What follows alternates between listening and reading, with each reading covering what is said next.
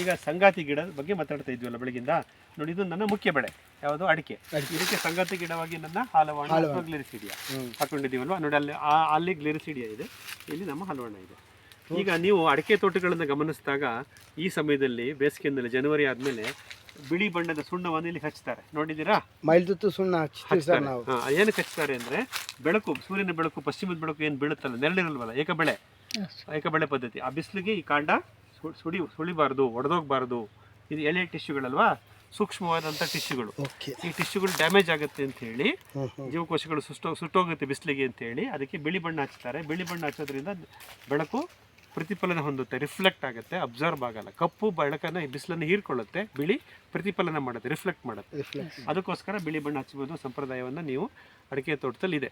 ಅಂದರೆ you are fighting A ಕಾಸ್, ಯಾವುದೋ ಒಂದು ಪರಿಣಾಮವನ್ನು ಎದುರಿಸ್ತಾ ಇದ್ದೀರಾ, ಫೈಟ್ ಮಾಡ್ತಿದ್ದೀರಾ. ಬಟ್ ನಾವಿಲ್ಲಿ ಏನು ಮಾಡಲ್ಲ. ನಮಗೆ ಯಾಕೆಂದರೆ ಪಶ್ಚಿಮದ ಭಾಗದಲ್ಲಿ ಈ ಕಾಂಡಕ್ಕೆ ಬಿಸಿಲೇ ಬೀಳ್ತಾ ಇಲ್ಲ.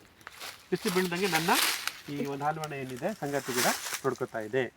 ಇದು ಮೊದಲನೇ ಗಮನಿಸ್ಬೋದು, ನಿಲ್ಬೋದು. ನೆಕ್ಸ್ಟು, ಈ ಗಿಡದ ಬೆಳವಣಿಗೆ ಪ್ರಾಥಮಿಕವಾಗಿ ಹೆಂಗಿದೆ. ರಾಸಾಯನಿಕ ಕೃಷಿ ಮಾಡೋರು ಯೂರಿಯಾ DAP ಎಲ್ಲ ಹಾಕಿ, ಅಥವಾ ಸಾವಯವ ಕೃಷಿ ಮಾಡೋರು ಆ ಅಮೃತ, ಈ ಅಮೃತ, ಆ ಕೊಟ್ಟಿಗೆ ಗೊಬ್ಬರ ಎಲ್ಲ ಹಾಕಿ ಬೆಳೆಸ್ತಾರೆ. ನಾವು ನೈಸರ್ಗಿಕ ಕೃಷಿ ಮಾಡೋರು ನಾವೇನೂ ಹಾಕಲ್ಲ. ಹಾಗಾಗಿ ಇದಕ್ಕೆ ಏನು ಎಲೆ ತ್ಯಾಜ್ಯಗಳಲ್ಲಿ ಬೀಳುತ್ತಲ್ಲ, ಚಾಪ್ ಆ್ಯಂಡ್ ಡ್ರಾಪ್, ಅದು ಬಿಟ್ಟು ನಾವೇನೇನು ಹಾಕಿಲ್ಲ ಇಲ್ಲಿ.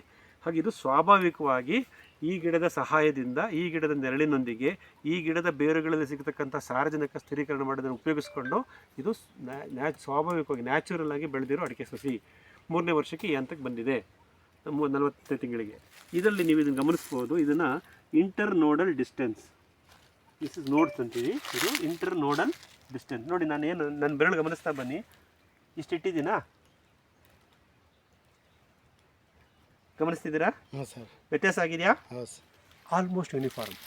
ಅಂದರೆ ಇದು ಒಂದು ಸುಳಿ, ಇದು ಇನ್ನೊಂದು ಸುಳಿಗಳು ಬರ್ತಾ ಹೋಗುತ್ತಲ್ಲ, ಹೊಸ ಗರಿಗಳನ್ನು ಸೃಷ್ಟಿ ಮಾಡ್ಕೊಳ್ಳುತ್ತಲ್ಲ, ಅದು ಸಮಾನಾಂತರವಾಗಿ ಸೃಷ್ಟಿ ಮಾಡ್ಕೊಂಡಿದೆ. ಪ್ರತಿ 40 ದಿವಸಕ್ಕೊಂದು ಹೊಸ ಸುಳಿ ಬಂದಿದೆ. ಆ ಸುಳಿಯ ದಕ್ಷತೆ, ಕ್ಷಮತೆ ಎಷ್ಟಿರಬೇಕು ಅಷ್ಟೇ ಇದೆ.